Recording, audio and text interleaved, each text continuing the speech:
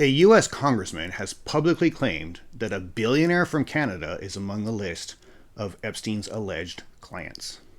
I'm Steve Sandford, you're watching Dominion Report.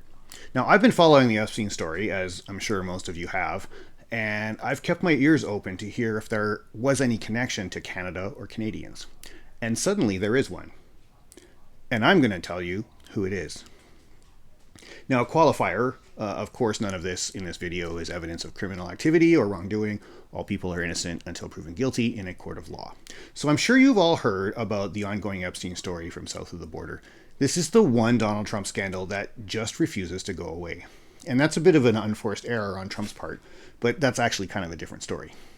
Now, the contents of Epstein's personal address and contact book have actually been made public over time. Some of it appeared in public civil litigation documents from his 2008 non-prosecution plea deal, and other pages were scanned by journalists and leaked over time. And in fact, the complete contents of the Black Book are published at the website epsteinsblackbook.com. There are nearly 2,000 names in the Black Book, and at least two of them are Canadian. Now, Epstein was, among many things, a master networker of rich, famous, and powerful people. His Black Book includes celebrities, business contacts, monarchy, politicians, friends of friends, and probably even some people that he just wanted to meet. Not all people in the Black Book would have visited Epstein's island, nor would they have visited Epstein's New York mansion. And even those who did, it doesn't necessarily mean that they are sex offenders. And this is why, even though Canadians are listed in the book, I have never actually reported on this story. Until now. Because we have something new. And what is that, you ask? Allow me to explain, but first, I will kindly ask you to give this video a like.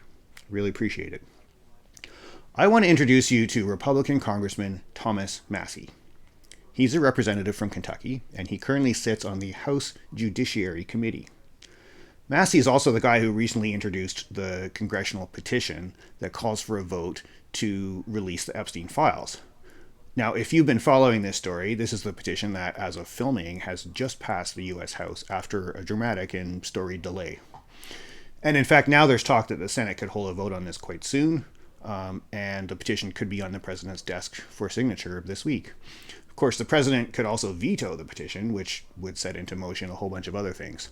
And I find it kind of funny how the president recently switched his tune on this. He started actually to encourage House Republicans to vote in favor of the petition. The reason that this is funny is because Trump, as president, could actually at any time simply just order the files to be released.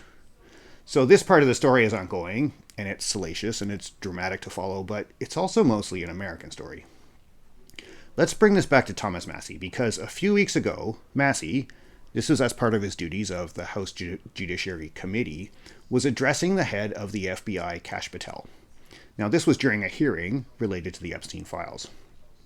According to Yahoo News, Massie alleged that the FBI has the names of some of Jeffrey Epstein's clients and identified by Epstein's victims.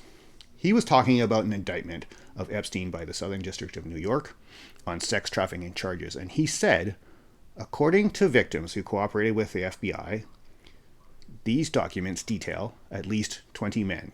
Now, he went on to include, to describe these men, a Hollywood producer worth a few hundred million dollars, a politician, and a few other things that he listed. And then he wrapped up the list with at least 6 billionaires, including a billionaire from Canada. That's a direct quote. That's what he said. A billionaire from Canada.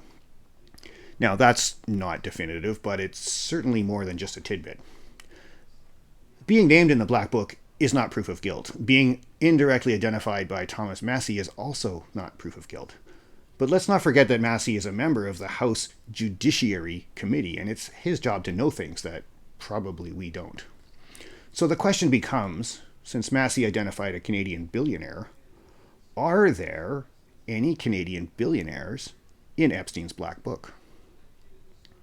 I cross-referenced this so that you don't have to.